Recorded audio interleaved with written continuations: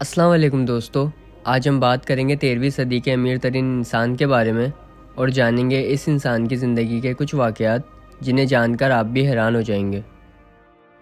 منسا موسیٰ 1312 عیسوی سے 1337 عیسوی تک مالی کی سلطنت کے حکمران رہے۔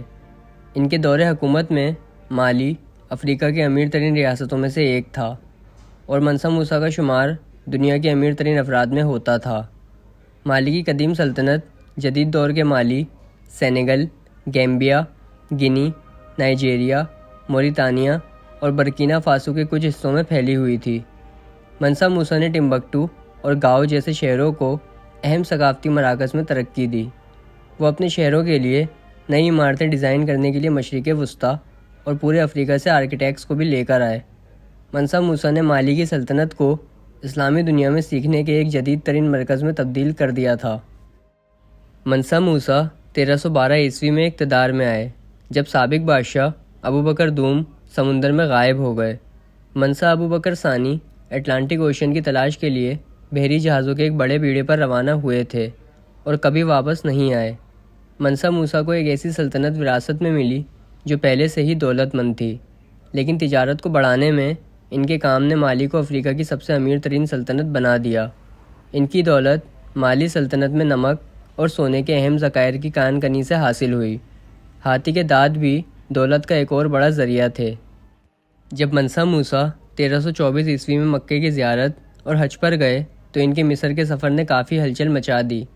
اس واقعے تک مالی کی سلطنت مغربی افریقہ سے باہر نسبتاً نامعلوم تھی۔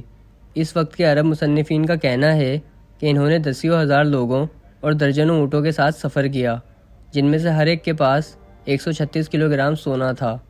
کائرو میں منسا موسیٰ نے مصر کے سلطان سے ملاقات کی اور ان کے قافلے نے یہاں اتنا سونا دیا کہ اگلے 12 سالوں تک مصر میں سونے کی مجموعی قیمت کم ہو گئی۔ ان کی شاندار دولت کی کہانیاں یورپ تک پہنچ گئیں۔ کیٹلن ایٹلس، جو 1375 عیسوی میں ہسپانوی نقش و نگاروں کے ذریعے تخلیق کیا گیا تھا، دکھاتا ہے کہ مغربی افریقہ میں منسا موسیٰ کے تخت پر بیٹھے ہوئے ایک ہاتھ میں سونے کی ڈلی اور دوسرے ہاتھ میں سونے کا عملہ ہے۔ اس ایٹلس کی اشاعت کے بعد منسا موسیٰ عالمی تخیل میں ایک شاندار دولت کی شخصیت کے طور پر پہچانے جانے لگے۔ مکے سے واپسی کے بعد منسا موسیٰ نے اپنی سلطنت میں شہروں کو زندہ کرنا شروع کیا۔ انہوں نے گاؤ اور سب سے مشہور ٹمبکٹو جیسے شہروں میں مساجد اور بڑی عوامی عمارتیں بنائیں۔ ٹمبکٹو 14ویں صدی کے دوران منسا موسیٰ کی پیش رفت کی وجہ سے ایک بڑا اسلامی یونیورسٹی کا مرکز بن گیا۔ منسا موسیٰ نے پوری اسلامی دنیا سے ماہر تعمیرات اور اسکالرز کو اپنی سلطنت میں بلوایا اور اس سے مالی سلطنت کی ساکھ بڑھ گئی۔ منسا موسیٰ کا انتقال 1337 عیسوی میں ہوا اور ان کے بعد ان کے بیٹے مقرر ہوئے۔ ان کی ہنرمند انتظامیہ نے ان کی موت کے وقت اپنی سلطنت کو چھوڑ دیا اور آخر کار سلطنت ٹوٹ گئی۔ ان کی موت کے بعد منسا موسیٰ شاندار دولت کی علامت کے طور پر دنیا کے تخیل میں مشغول رہے۔